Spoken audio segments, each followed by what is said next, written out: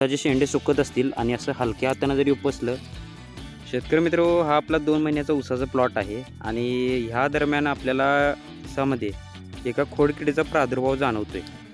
जर का तुमच्या ऊसामध्ये अशा पद्धतीनं जर का ऊसाचे शेंडे सुकत असतील आणि असं हलक्या हातानं जरी उपसलं तरी असे उपसून येत असतील, तर हा प्रादुर्भाव असतो ऊसामध्ये येणाऱ्या लवकर येणाऱ्या खोडकिड्याचा. त्याला इंग्रजीमध्ये अर्ली शूट बोरर म्हणतात. अशा पद्धतीने याचा प्रादुर्भाव असतो.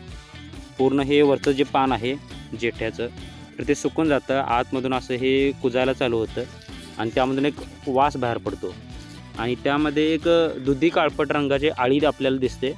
ती असते अर्ली शूट बोररची, म्हणजे या खोडकिडीची ती आळी असते. ह्याच्या नियंत्रणासाठी आपल्याला सुरुवातीच्या टप्प्यामध्ये क्लोरोपायरिपास 25% याची फवारणी करायची आहे आणि प्रतिबंधासाठी शुगरकेन ESB ल्यूर आणि सोबत फनेल ट्रॅप हे आपल्याला लावून घ्यायचं आहे. आणि याचा प्रादुर्भाव जवळपास आपल्याला 5 महिन्यापर्यंत दिसून येतो. जसा ऊस मोठा होईल त्यानंतर प्रादुर्भाव कमी होतो, पण ह्या दरम्यान 2 ते 5 महिन्याच्या दरम्यान ह्या किडीचा प्रादुर्भाव झाल्यास आपल्याला ह्या उपाययोजना करणं गरजेचं असतं.